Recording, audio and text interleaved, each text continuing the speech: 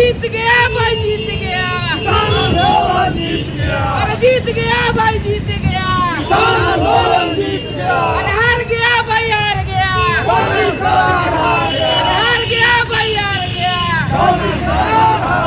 किसान आंदोलन का जीत जिंदाबाद। आप देख सकते हैं कि सिवान में जो किसान बिल प्रधानमंत्री ने वापस लिया है उसको लेकर के प्रोटेस्ट निकला हुआ है। भाकपा माले के लोग यहाँ पे हाथों में ये पूरा फावड़ा लेकर के, और ये सारे लोग हमारे साथ विधायक मौजूद हैं माले के, अमरजीत जी, उनसे बातचीत करेंगे कि अमरजीत जी, किसान बिल जो 3 काला कानून कहा जा रहा था, प्रधानमंत्री ने इसे वापस लिया और बड़ा देर से लिया। यह ऐतिहासिक किसान आंदोलन की जीत है और नरेंद्र मोदी का जो हठधर्मिता था, तानाशाही था, उसकी ज़बरदस्त हार हुई है। किसानों ने 1 साल से लगातार अपने आंदोलन में डटे रहा और डटा ही नहीं बल्कि 700 कुर्बानियाँ किसानों ने दिया है 3 कृषि काले कानून को वापसी के मांग को लेकर के। और आज नरेंद्र मोदी सरकार को झुकना पड़ा। एक कोई उपाय नरेंद्र मोदी सरकार ने नहीं छोड़ा।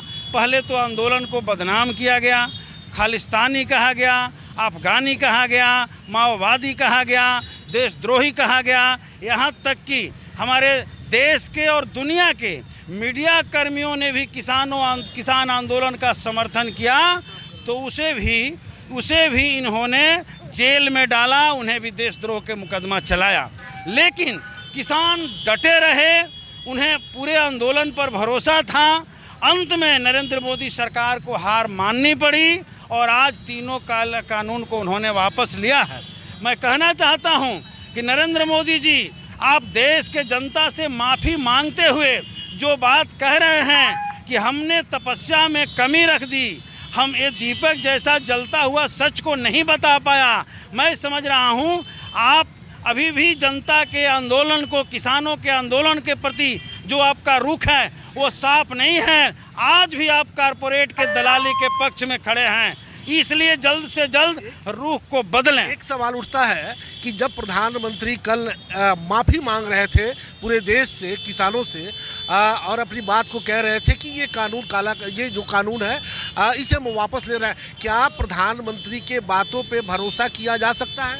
देखिए, पहली बात तो उनका जो कानून को देखने का जो नज़रिया है वही जो है साफ साफ बता रहा है कि अभी भी वो कारपोरेट के पक्ष में खड़े थे।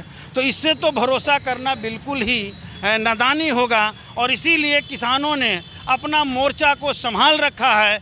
उन्होंने साफ तौर पे कहा है, हम भी जब तक संसद में इस बिल को वापस नहीं लिया जाता और साथ ही साथ एमएसपी की लीगल गारंटी जब तक पार्लियामेंट से नहीं किया जाता, मजदूर विरोधी कानून भी वापस नहीं लिए जाते, तब तक जो है आंदोलन जारी रखा है उन लोगों ने। और मैं समझता हूं कि सही है। आपको क्या लगता है कि इसका असर चुनाव पे, जो आने वाला उत्तर प्रदेश का जो चुनाव है, जो सेमीफाइनल कहा जा रहा है दिल्ली के लिए, इस पर असर पड़ेगा इसका? पूरे देश के 5 राज्यों में जो चुनाव हो रहे थे, सब पर इसका बड़ा असर पड़ने जा रहा था किसान आंदोलन का। और किसान आंदोलन से इतना वो भयभीत हो गए थे कि एक स्टंट के बतौर समझिए पीछे उन्होंने हटा है, कारपोरेट का दलाली उन्होंने छोड़ा नहीं है। लेकिन मैं साफ तौर पे कहना चाहता हूँ, आज मैंने देश और दुनिया के अखबारों को जब देखा, न्यूयॉर्क टाइम का भी मैंने रिपोर्टिंग जब आपने आज सुन रहा था, मैंने देखा कि दुनिया भर के लोगों ने ये मोदी की तानाशाही की हार माना है और साफ तौर पे कहा है कि मोदी सिर्फ अपने जिद के चलते 1 वर्ष तक किसानों को वहाँ पर रखे रहे। और सवाल हमारा ये होगा कि आप ये बताइए कि क्या आने वाले दिनों में प्रधानमंत्री जी कुछ और माफ़ी मांगेंगे? अभी तो असली माफ़ी उन्होंने नहीं मांगा है। देश के जनता के साथ उन्होंने जिस तरीके से पेश आया है, जिस तरीके से दमन किया है किसानों का, और 700 किसान शहीद हुए हैं, सबसे पहले तो उन परिवारों से माफ़ी मांगें, उन परिवारों को मुआवजा दें और जो लोग शहीद हुए हैं उनको शहीद का दर्जा दें।